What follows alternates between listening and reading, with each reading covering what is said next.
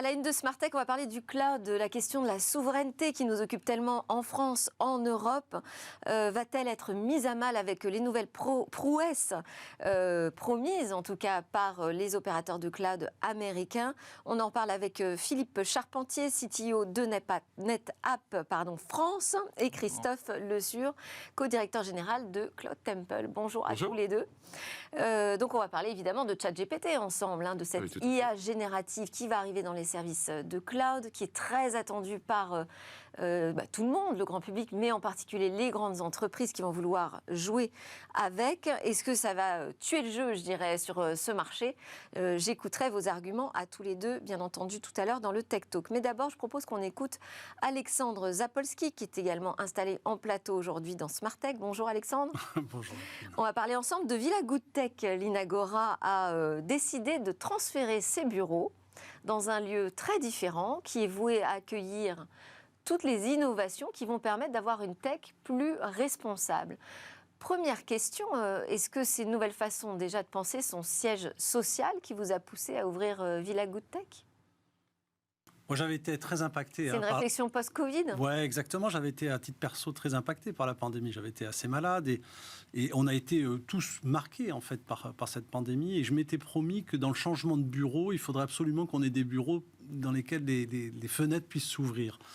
Et je me suis mis en tête de trouver vraiment un endroit différent, avec derrière cette idée que, finalement, toutes les entreprises essaient de changer la façon de travailler à l'intérieur de leur entreprise. Et la plupart du temps, ils essaient de changer l'architecture d'intérieur et ils font rentrer la maison à l'intérieur de l'entreprise. Et moi, je me suis dit, mais bon, l'Inagora, c'est un acteur de la disruption du logiciel depuis 25 ans. Pionnier du logiciel libre. Ouais. Et donc, je me suis dit, allez, il faut qu'on joue le jeu jusqu'au bout et cassons les codes, cassons les habitudes de travail et faisons en sorte que, plutôt que de faire rentrer la villa dans l'entreprise, on va faire rentrer une entreprise dans une villa. Et donc, on s'est mis à chercher, en fait, un bien qui pouvait nous accueillir et on est tombé amoureux en fait d'un endroit extraordinaire sur l'île Saint-Germain, donc c'est à Issy-les-Moulineaux. En plus, je suis content parce que Issy-les-Moulineaux, c'est quand même la capitale à la région, dans la région Paris. C'est vrai, très avancé en matière de numérique et de techno. Ouais. Et donc, on a trouvé cette villa d'architectes vraiment primée à de très nombreuses reprises. Absolument, voilà, vous voyez en fait une illustration de cette villa Good Tech. Et on a décidé d'installer, alors bien sûr, le siège social de l'Inagora, mais pas seulement. On s'est dit, ça ne sert à rien qu'on le fasse rien que pour nous, on va essayer aussi de le faire pour les autres. Et au-delà du siège de l'Inagora, on crée un mini coworking. On n'a pas l'ambition, ça ne sera jamais Station F, la Villa Good Tech, mais l'idée, c'est que les acteurs de la tech responsable, de la tech éthique, qui passent sur Paris, qui cherchent à un moment donné à venir travailler avec des pairs, ou quand une association veut organiser un meet-up, à partir du moment où il rentre dans cette notion de Good Tech, il est le bienvenu dans la Villa Good Tech. Et alors, on comprend la réflexion sur une nouvelle façon de penser ces bureaux, parce qu'aussi ils sont moins occupés du fait de l'importance qu'a pris le télétravail. On comprend aussi le désir de travailler sur cette tech plus responsable dans un monde post-Covid. Est-ce qu'il y a un lien, parce que vous êtes donc le président de l'Inagora, pionnier français du logiciel libre, est-ce qu'il y a un lien aujourd'hui entre l'open source et la tech responsable ? Ah oui, nous on pense. Ou est-ce que justement vous voulez déclencher une prise de conscience au sein de la communauté? Non, on pense que c'est intimement lié.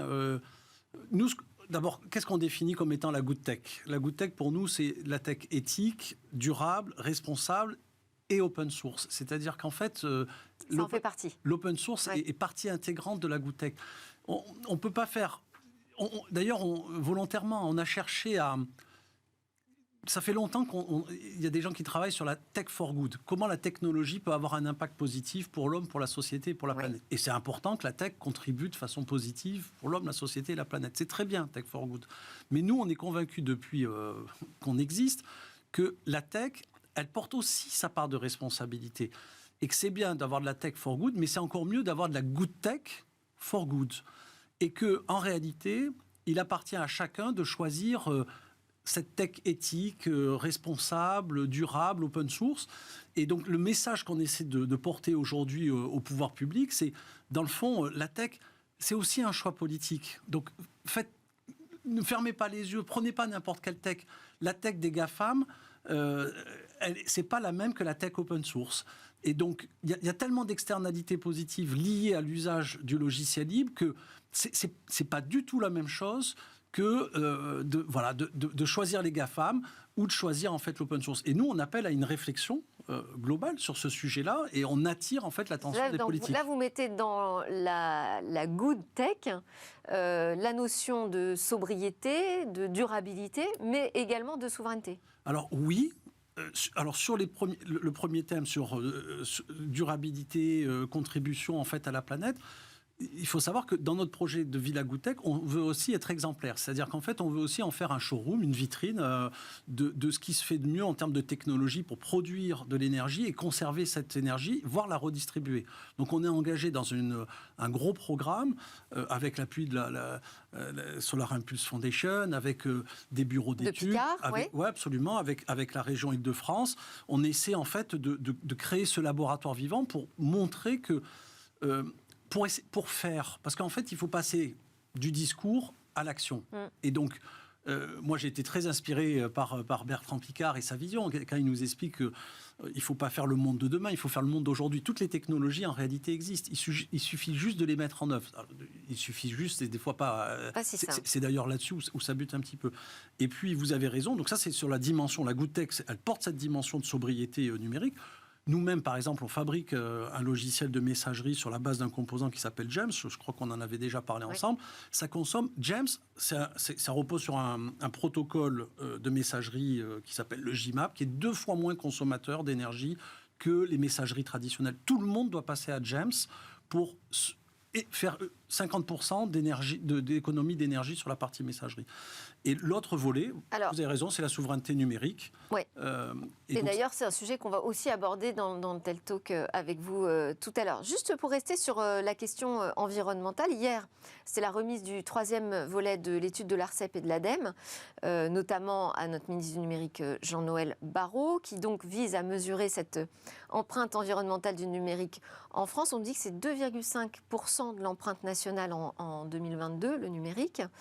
Les premiers impacts viennent des terminaux, des centres de données et des réseaux. Ça pose la question du cloud. Mais il y a plusieurs scénarios qui sont à l'étude.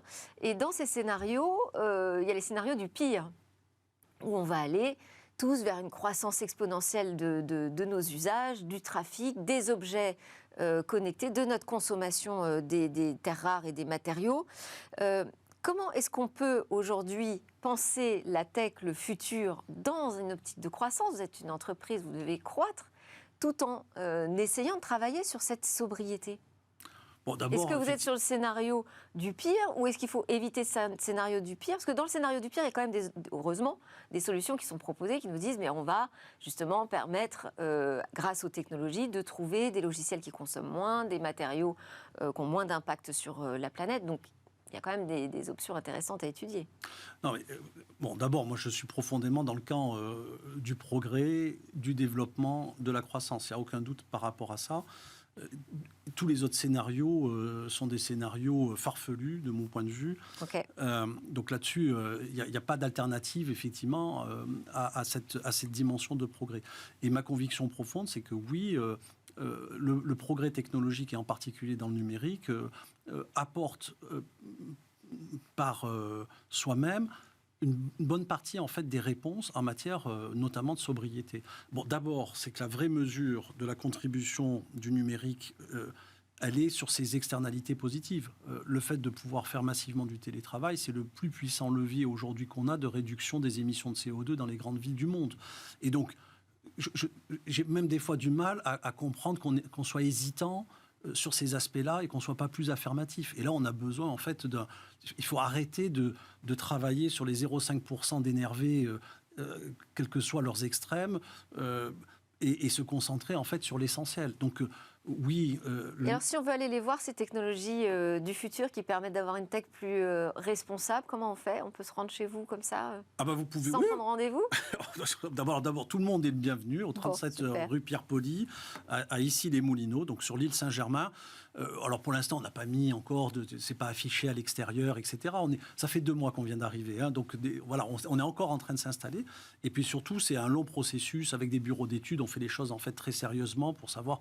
Voilà, comment on peut incorporer le meilleur en fait, des technologies dans cette Villa Goodtech. Et on fera, je l'espère, avec les autorités. J'ai invité le président de la République à venir inaugurer cette Villa Goodtech.